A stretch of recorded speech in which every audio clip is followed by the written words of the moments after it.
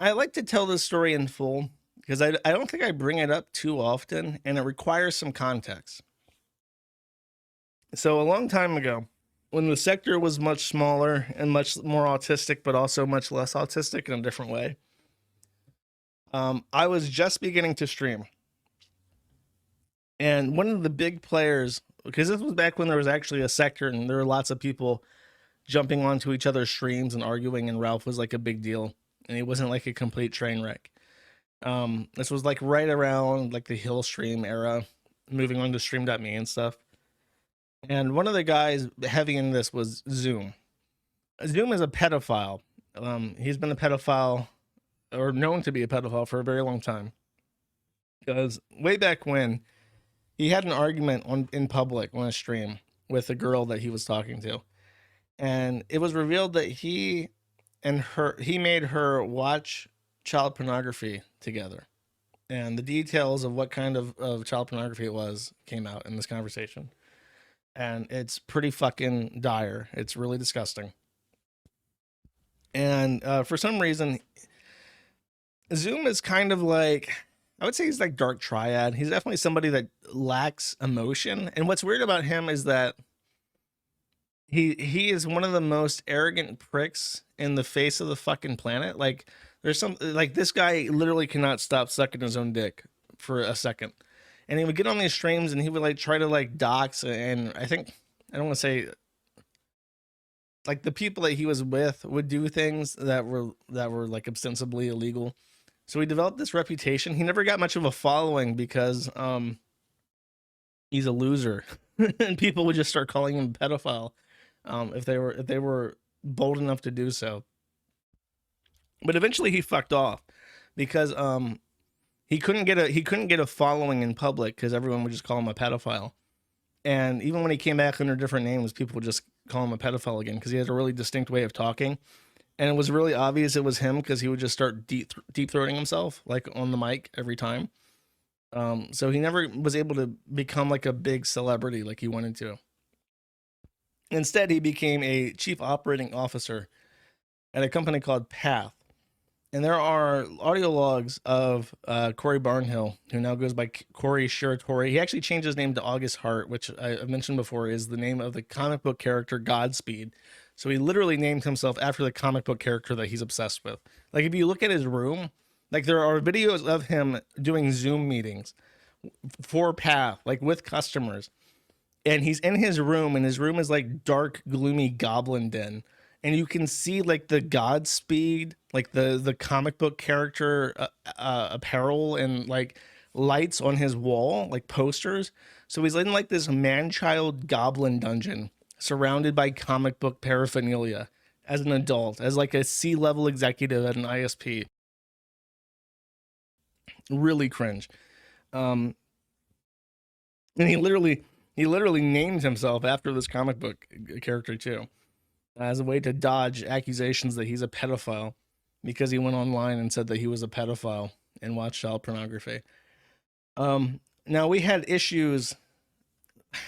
So my brilliant idea a couple years ago was that I was going to register with ICANN and get my own IP address and subnet. And I thought that if I did this, there would be no way we could get deplatformed anymore. I would effectively be an ISP, and I've never heard of ISP level deplatforming before, so we would be immune to deplatforming if I did this. However, one of the first things that happened to us was that at FiberHub, they use Path for DDoS filtering. And I did not know that Corey Barnhill was involved at Path. And as a result, when we were DDoS attacked, I'd switch us over to the DDoS filtered Path networks. Corey eventually figured it out, probably because he was DDoSing us. If we're being serious, it's very likely that he was initiating, because allegedly Path is known to DDoS companies to try and then sell them DDoS protection. That is an allegation that has been thrown around. Well, at some point, Corey realized that we were using Path for DDoS mitigation, so he blocked our subnet. And I only realized this because we would get DDoS attacked, and then when I would switch us over to Path, it would just null route everything. which actually kind of worked in our favor at sometimes, because if we were DDoS attacked, I'd just turn off the internet basically by doing that, and I would route around us in secret. So I would only keep the network down during the attacks.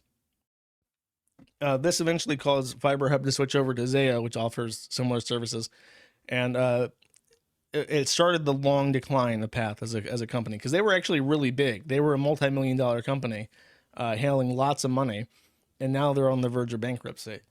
But they very loudly and proudly were the first company to deplatform the Kiwi Farms. And when Drop Kiwi Farms happened, like, they were on Twitter bragging about deplatforming the Kiwi Farms, which is why it brings me immense joy, mirth, pleasure, spiritual happiness to point out that they are not only being sued by multiple people, they're actually they are themselves are being deplatformed. They've lost an ISP as a result of non-payment. I think it's down here somewhere. Let's see. Here. So this is their non-payment status. And they're being sued by Collegix Canada for non-payment. But they're an Arizona company, Path is. They also lost Telia, which is a tier 1 ISP, for non-payment. And now they're single home by GTT. GTT is a tier 1 ISP, but they're also in a state of default. So it looks like GTT is not terminating any contracts, even for outright non-payment, because they themselves are in bankrupt. And I think that they would rather just keep the account and hope that they would start paying it later, rather than lose the account and not have any chance of getting payment. So there you go. But they're literally connected right now to the internet by a single ISP, and they're losing a ton of transit in the process.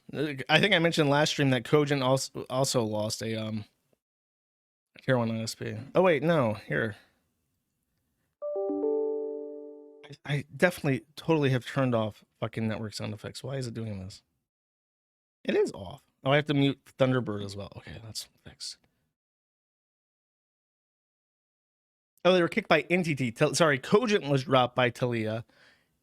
Path was dropped by NTT, and now they're only on GTT, which are completely different companies. They have similar sounding names, but they're completely different.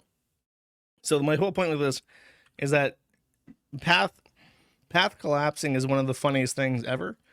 It is actually hilarious to know that this shit is going down in flames, and then when it collapses, Corey Barnhill will still be a notorious pedophile who has zero chance at removing the evidence that he admitted that he watches child pornography from the Kiwi Farms, and nobody will hire him because his only experience is in a bankrupt company as a C-level executive and also being known as a pedophile. Oh, they were dropped by Telia NTT.